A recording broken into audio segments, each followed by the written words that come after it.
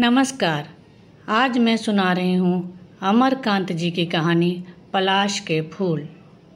नए मकान के सामने पक्की चहार दीवारी खड़ी करके जो आहता बनाया गया है, उसमें दोनों ओर पलाश के पेड़ों पर लाल लाल फूल छा गए थे। राय साहब अहाते का फाटक खोलकर अंदर घुसे और बरामदे में पहुंच गए। धोती कुर्ता, गांधी टोपी, हाथ में छड़ी, हाथों में मोटी मोटी नसें उभर आई थीं। गाल भुने हुए बासी आलू के समान सिकुड़ चले थे। मूछ और भौं के बालों पर हल्की सफेदी थी। बाबू हृदय नारायण, ओवरसियर साहब। बाहर किसी को ना पाकर दरवाजे के पास खड़े होकर उन्होंने आवाज दी। कुछ ही देर में लुंगी और कमीज में गंजी खोपड़ी वाला एक दुबला पतला और सांवला व्यक्ति बाहर निकल आया। उसको देखकर राय साहब के मुख पर आश्चर्य के साथ प्रसन्नता फैल गई। उन्होंने उसको देखकर रहस्यमय ढंग से पूछा, मुझको पहचाना? और जब हृदय नारायण ने कोई उत्तर न देकर संकुचित आंखों से घूरना ही उचित समझा, तो वे बोले, कभी आप यहाँ गवर्नमेंट स्कूल में पढ़ते थे? अरे मुझे भूल गए क्या? मेरा नाम नवल किशोर राय। दोनों सहपाठी गले मिले। फिर वहीं बरामदे में कुर्सी पर आमने सामने बैठे वे नाश्ता करते हुए बातों में खो गए, जो अपने स्कूल के अध्यापकों की विचित्रता से आरंभ होकर बाल बच्चों, जमाने और इंसान की चर्चा से गुजरती हुई आसानी से परमात्मा से संबंधित विषयों पर आ गई। ब्रदर, स्त्री माया है। सामने शून्य में एक क्षण खोए खोए से देखने के बाद राय साहब बोले, उसमें शैतान का वास होता है। वही भरमाता है, चक्कर खिलाता है और नरक के रास्ते पर ले जाता है। पर भाईजान, मैं सिर्फ एक बात जानता हूँ, उसके सामने किसी की नहीं चलती। जो कुछ होता है उसी के इशारे से होता है। वह जब चाहता है तभी हम चोरी, डकैती, हत्या, जनबदकारी सब कुछ करते हैं। जहाँ उसकी मेहर हुई सब मिनटों में छूट जाता है। उसकी बड़ी कृपा है, नहीं तो हम कीड़ों मकोड़ों से भी गए बीते हैं। हृदय नारायण ने भक्ति से गदगद स्वर में कहा, गए बीते कहते हो? अरे एकदम गए बीते हैं। मैं तो भाई अपने को जानता हूँ। मेरे जैसा झूठा, बेईमान, नीच, घमंडी, बदकार कोई नहीं होगा। परंतु मुझ पापी को भी सरकार ने चरणों में थोड़ी जगह दे दी है। नौकर पान की तश्तरी लिए आ खड़ा हुआ था। दोनों मित्रों ने दो बड़े बड़े बीड़े जमाए। फिर राय साहब ने कहना आरंभ किया, तुम तो नहीं जानते ना, बिहार के तराई इलाके में 100 बीघा जमीन खरीदने के बाद ही पिताजी का स्वर्गवास हो गया था। यहाँ भी 150 बीघा जमीन थी। घर गृहस्थी का सारा बोझ अचानक मेरे कंधों पर आ पड़ा। लेकिन मुझे कोई चिंता नहीं थी। कैसा शरीर था मेरा, याद है ना तुम्हें? ताकत, जिद और क्रोध तीनों मुझ में थे। सच कहता हूँ, जब अपने बंगले के सामने खड़ा हो जाता तो लगता किसी किले के सामने खड़ा हूँ। ऊंचाई 2 पोरसा अधिक बढ़ गई है। सिर में पक्का 10 सिर लोहा भर गया है। किसी को अपने पैर के धूल के बराबर भी न समझता था। लोग मुझसे डरते और मुझे बेहद क्रोध और नफरत होती उनसे। मारने, पीटने, तंग करने, जब इच्छा हो वसूली करने, तहसीली करने में तबीयत लगती। मामूली रौब नहीं था अपना। मेज कुर्सी लगी है, अफसरान आ रहे हैं, गप्पे लड़ रही हैं, दावतें उड़ रही हैं, नौकर चाकर दौड़ दौड़ कर हुक्म बजा रहे हैं। आवाज़ अचानक धीमी पड़ गई और वह शैतान वाली बात कही ना, बिरादर, कसम खाकर कहता हूँ, पता नहीं क्या हो गया था। जहाँ किसी जवान स्त्री को देखा नहीं, पागलपन सवार हुआ। खास तरह से इसका मजा बिहार वाले इलाके में खूब था। वहाँ के लोग बहुत गरीब और पिछड़े हुए थे। मैं साल में 8-9 महीने तो वहीं रहता और ऐश करता। बीच में वैसे कभी कुछ दिनों के लिए आकर बाल बच्चों और यहाँ की गृहस्थी की खोज खबर ले जाता। एक तो मैं खुद खासा जवान था, इस पर पैसा और शक्ति न मालूम कितनी थी। लेकिन बाबू हृदय नारायण ठीक 42 वर्ष की उम्र में शैतान की चपेट में इस तरह आया कि क्या बताऊं। जानते हो कौन था? 15-16 वर्ष की एक लड़की। लड़की? हृदय नारायण चौंक पड़े, जैसे उनको ऐसी उम्मीद न हो। हाँ, लड़की। राय साहब हास्यपूर्ण मुंह बनाकर इस तरह बोले जैसे बहुत साधारण बात हो, वह भी एक मामूली किसान की। फसल की कटाई के समय मैं अपने बिहार के इलाके में पहुंचा था। वहां मेरा बंगला एक छोटे मैदान में है, जिसके दक्षिण में खास गांव है और उत्तर वाले में ग्वालों का टोला। वह लड़की इसी टोले की थी। उधर ही मेरा बगीचा पड़ता है। वहीं उस लड़की को देखा। वह 2 और लड़कियों के साथ टिकोरे बिन रही थी। मुझको देखकर पहले तीनों भागी, फिर वही लड़की पेड़ के नीचे छूटी खंचोली को लेने वापस आई तो एक क्षण ठिठक कर शंकित आंखों से उसने मुझे देखा, जैसे पक्षी दाना चुगने से पहले बहेलिए को देखता है, और आखिर में खंचोली लेकर भाग गई। मैं तो दंग रह गया था। यह कैसी हैरत की बात थी कि इस गांव में ऐसी खूबसूरत लड़की पढ़कर तैयार होती है और मैं जानता तक नहीं। और जैसे वह अपने मन के भाव को ठीक से व्यक्त न कर पा रहे हों, इस तरह होठों पर उंगली रखकर कुछ देर सोचते से रहने के बाद बोले, क्या बताऊं? शाम को वकीलों के डेरों के सामने मुवक्किल लोग बाटी बनाने के लिए उपलों का जो अंगार तैयार करते हैं, उसको तो देखा है ना तुमने? उसी तरह दमक रही थी, कहीं खोट नहीं, भरी पूरी। कुदरत ने जैसे पीठ और कमर पर हाथ रखकर उसके शरीर को पहले तोड़ा, ऐंठा और ताना, फिर किसी जादू के बल से बड़ा और जवान कर दिया था। बड़ी बड़ी रसीली आंखें, छोटा मुंह, बड़ा भोलापन था उसमें। सूरज डूब गया था। आंगनों से उठने वाले धुएं और सड़क की धूल से चारों ओर कुहासा सा छा गया था। सामने से कभी कोई इक्का या रिक्शा गुजर जाता, कभी घर के अंदर से छोटे बच्चों का गिरोह पास आता, उनको कौतुक से देखता, चीख चिल्लाकर खेलता और चला जाता। और वे हर चीज से बेखबर बात करने में इस तरह मशगूल थे जैसे कई दिनों का भूखा सब सुध बुध खोकर खाने पर टूट पड़ा हो। समझे भाई हृदय नारायण? उस लड़की की सूरत ध्यान पर क्या चढ़ी कि खाना पीना सब हराम हो गया। राय साहब का कथन जारी था, इतनी उम्र हो गई थी लेकिन किसी स्त्री के लिए ऐसी बेकरारी कभी महसूस नहीं हुई थी। उसको पाने के लिए मैं क्या नहीं कर सका। उसका बाप भुलई मेरा ही आसामी था, सीधा साधा किसान, जिसे पेट भरने के लिए खेती के अलावा इधर उधर मजदूरी भी करनी पड़ती थी।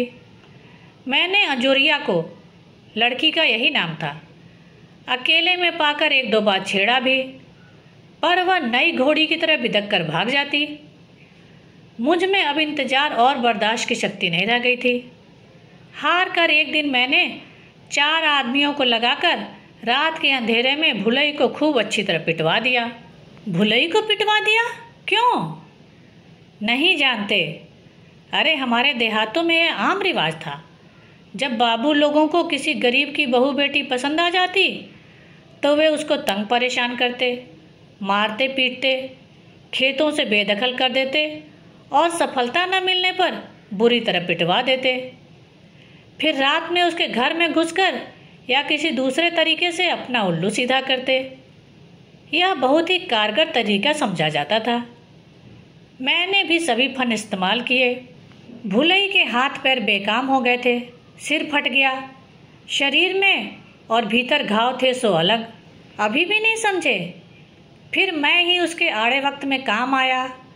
उसकी दवा दारू के लिए मैंने ही पैसे और उधार दिए, खाने के लिए गल्ला भिजवाया।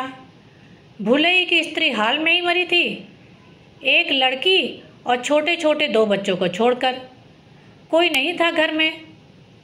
वह भारी मुसीबत में था और मुझे देवता समझने लगा। मैंने उसको राजी करवा लिया कि वह अंजोरिया को मेरे यहाँ भेज दिया करे। वह घास या चारा काट दिया करेगी, खाने भर को निकल आएगा। फिर लड़की आने लगी होगी। जैसे कोई उत्सुकता हो इस तरह हृदय नारायण से प्रश्न किया। आती नहीं तो जाती कहाँ? राय साहब बोले, बस सुनते जाओ। हाँ, तो वह काम करने आने लगी। मैं बेवकूफ़ नहीं था, जिंदगी भर यही किया था। जल्दबाजी से मामला बिगड़ जाता। चिड़िया को मैंने परचने दिया। रोज मौका देखकर उससे बात करता, उसके बाप की तकलीफ के लिए सहानुभूति प्रकट करता। मुझसे दूसरों का कष्ट देखा नहीं जाता इसकी चर्चा करता और उसके हाथ पर मजूरी से अधिक पैसे रख देता। वह बड़ी भोली थी, कुछ न बोलती और मेरी ओर टुकुर टुकुर देखती रहती। खैर धीरे धीरे उसकी भटक खुलने लगी। एक दिन दोपहर में जब लू चल रही थी और चारों तरफ सुनसान था, मैंने उसे अपने कमरे में बंद कर दिया। उन्होंने मित्र के आश्चर्य विमुख मुख को एक क्षण गौर से देखा और बात का प्रभाव पड़ रहा है इससे आश्वस्त और संतुष्ट होकर आगे कहा, तो ब्रदर। किवाड़ बंद करते ही उसका मुख सूख गया। रोनी शक्ल बनाकर वह बाहर जाने की जिद करने लगी। जब मैंने आगे बढ़कर उसका हाथ पकड़ लिया तो सचमुच रोने लगी। मेरे शरीर में अजीब झंझनाहट और सनसनाहट हो रही थी। मैं बेकाबू होने लगा। मैंने उसको बहुत पुचकारा और समझाया, कसमें खाई कि मेरा प्रेम सच्चा है और उसके लिए अपनी जमीन जायदाद जान सब कुछ कुर्बान कर सकता हूँ। आखिर मैं इतना उतावला हो गया कि नीचे झुककर उसके पैर पकड़ लिए। यह मेरे लिए अजीब बात थी, क्योंकि औरत से इस तरह विनती करने का मैं आदी नहीं था। परंतु पता नहीं क्या हो गया था और वह रोती और सुबकती रही। अंधेरा फैलने लगा था। सड़क की बिजली और बाईं और कुछ ही दूरी पर हलवाई की दुकान की गैस बत्ती जल चुकी थी। राय साहब कभी ऊंची आवाज में और कभी फुसफुसाकर बोलते और अक्सर कनखी से चौखट व आहते की ओर देख लेते। भैया अब देखिए क्या होता है। वह रोज आने लगी। राय साहब कुछ देर तक अपने दाहिने हाथ को विचारपूर्ण दृष्टि से देखने के बाद बोले, शुरू शुरू में वह बहुत उदास और दुखी रहती, पर मुझे होश हवास ही नहीं था। लगता इसको जितना प्यार करता हूँ उतना कभी किसी को नहीं किया। देर तक उसके बालों पर हाथ फेरता, अपने प्रेम की सच्चाई की दुहाई देता, कभी कभी पागल की तरह उसके पैरों को चूमने लगता। उसको हमेशा देखता रहूं यही इच्छा बनी रहती। वह खुश रहे ऐसी हमेशा कोशिश करता। अपने हाथ से रोज मिठाई खिलाना, अच्छी अच्छी साड़ियाँ, साबुन, कंघी, इत्र फुलेल, रुपए पैसे देता। धीरे धीरे उसकी तबीयत बदलने लगी। कुछ दिनों बाद चहकने लगी और मेरे देखते ही देखते वह भोली भाली लड़की इतराना, नखरे करना और उठना मचलना सीख गई। मुझे देखते ही उसकी आंखें चमक उठती, दौड़कर मुझसे चिपट जाती। उसे मजाक करना भी आ गया था। मेरी पकड़ से छिटक छिटक जाती और खूब हंसती। पर उसका भोलापन कहीं नहीं गया। उसे मैं जब और जहां बुलाता वहां बिना हिचक आ जाती। उसकी खुशी का अंत नहीं था और वह कहती कि मेरे यहाँ छोड़कर उसकी कहीं तबीयत नहीं लगती। खास तरह से उस समय उसकी हालत देखने लायक होती जब मैं कुछ दिनों के लिए बाहर चला जाता और वापस लौटता। मुझे देखते ही वह बहुत उत्तेजित हो जाती और सिसक सिसक कर रोने लगती। कभी मेरी तबीयत ढीली होती तो वह बहुत चिंतित और परेशान हो जाती। सच कहता हूँ वह मेरे पीछे पागल हो गई थी। उसे किसी बात का गम नहीं था। जान देने के लिए भी कहता तो वह खुशी खुशी दे देती। उसे क्या हो गया था मैंने सपने में भी नहीं सोचा था कि ऐसा भी होगा। लेकिन जानते हो, सीधी गाय ही खेत चढ़ती है। और इस तरह पूरे 3 वर्ष व्यतीत हो गए। माया का चक्कर था। बहुत देर हृदय नारायण अपने को जब्त किए हुए थे। मौका पाकर उन्होंने अपनी सम्मति प्रकट कर दी। मामूली चक्कर था। मुझे घर गृहस्थी बाल बच्चों किसी की परवाह नहीं थी। जानता था गांव वाले खुसुर फुसुर करते, पर मुझसे सभी कांपते। मेरी प्रजा जो थे, रुपए के बल से भुलई का मुंह बंद था। फिर अंजोरिया किसी की सुनती भी नहीं थी। उसकी शादी हो गई थी। उसका पति अभी बच्चा ही था और एक बार ससुराल जाकर 2 दिन में वह भाग आई थी। उसका यौवन गदरा गया था। ये 3 वर्ष नशे में बीत गए थे। और एक दिन उसने क्या कहा जानते हो? प्रश्न सूचक दृष्टि से उन्होंने हृदय नारायण की ओर देखा और बोले, बरसात की काली अंधेरी रात थी। वह आई, बहुत दुखी और उदास दिखाई दे रही थी मैंने कारण पूछा। उसने मिन्नत भरे स्वर में कहा, मुझे लेकर कहीं भाग चलो। उसकी लंबी काली आंखें मेरी आंखों में खो गई। क्या बात है? मैंने पूछा। नहीं, मैं यहाँ नहीं रहूँगी, उसने मचलते हुए से कहा। लोग न मालूम कैसी कैसी बातें करते हैं, कोई ठीक से नहीं बोलता। मुझे काशी ले चलो, वहाँ कोई मकान ले लेना, मैं उसी में रहा करूँगी। उसने गांव के बाल कृष्ण मिश्र का उदाहरण दिया, जिन्होंने अपनी प्रेमिका के लिए बनारस में एक मकान खरीद लिया था और खुद अक्सर वहीं रहते थे। उसकी बात से मैं चौंका और घबरा गया। मैंने उसे समझाने की कोशिश की कि जब तक मैं जिंदा हूँ उसको डरने की कोई ज़रूरत नहीं, उसका कोई बाल बांका नहीं कर सकता। वह लोगों के नाम बताए, मैं उनकी खाल खिंचवा लूँगा। पर वह कुछ नहीं बोली और रोने लगी। कुछ दिनों बाद उसने कहा, मुझे रखेल रख लो, मैं कहीं नहीं जाऊँगी, तुमको छोड़कर मुझे कुछ अच्छा नहीं लगेगा। मैं बहुत हैरत में था, आखिर वह चाहती क्या थी? 3 वर्ष तक उसने कोई ऐसा सवाल नहीं उठाया, अब कौन सी ऐसी बात हो गई थी? जब वह चली गई तो मैं देर तक सोचता रहा। अब देखिए, अचानक मुझ में क्या परिवर्तन होता है। भैया, ऐसा लगा कि मेरे दिमाग में एक रोशनी जल गई है, सब कुछ साफ होता गया। मेरे अंदर कोई कह रहा था, नवल किशोर, तुम आज तक शैतान के चक्कर में रहे, वही शैतान तुम्हारी इज्जत, जमीन, जायदाद, बाल बच्चे सभी कुछ छीनकर तुम्हें बर्बाद करना चाहता है। और बात सच थी।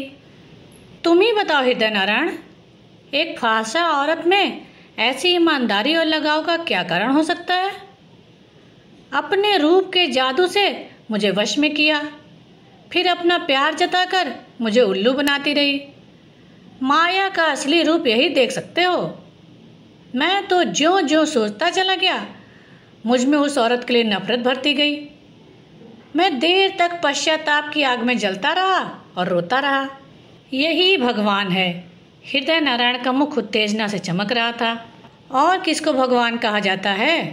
राय साहब छूटते ही बोले, तुमने देखा, मेरे जैसा नीच कोई नहीं होगा, पर उनकी कृपा से सारी नीचता छू मंतर करके भाग गई। अब मेरा हृदय एकदम पवित्र था। मैं चाहता था कि उस लड़की से किसी तरह छुटकारा मिले, पर उसके सामने कुछ कहने की हिम्मत नहीं होती थी। और एक रोज़ भैया, मैंने सोचा कि अभी तक मुझ पर शैतान का असर है, जब तक मैं यहाँ से टलता नहीं वह खत्म नहीं होने वाला। तुम समझ रहे हो ना? सब भगवान सोचवा रहा था। अब देखिए कि मैं एक रोज़ वहाँ से चुपके से घर के लिए रवाना हो जाता हूँ। फिर मैं वहाँ कभी नहीं गया। अपने भाई और लड़कों को भेजता रहा। कुछ देर तक वे चुप रहे, जैसे कोई मंजिल तय कर ली हो। फिर गहरी सांस छोड़कर बोले, तब से मेरा जीवन ही बदल गया। अब सारा जीवन सरकार के चरणों में अर्पित है। मैं अच्छी तरह समझ गया कि सब उन्हीं की लीला है। वह चाहते थे कि मैं शैतान के चक्कर में फंसूं, जिससे मेरी आंखें खुलें। अब मैं सवेरे नहा धोकर चौकी पर पूजा करने बैठ जाता हूँ तो घंटों सुध-बुध नहीं रहती। शाम को भी ऐसा ही चलता है। 24 घंटे मन उन्हीं में रमा रहता है। उनकी आंखें चमक रही थी और तब से उसकी बड़ी कृपा रही। जानते हो, जब मैं बिहार से भाग आया, उसके कुछ ही दिनों के बाद जमींदारी टूटी थी।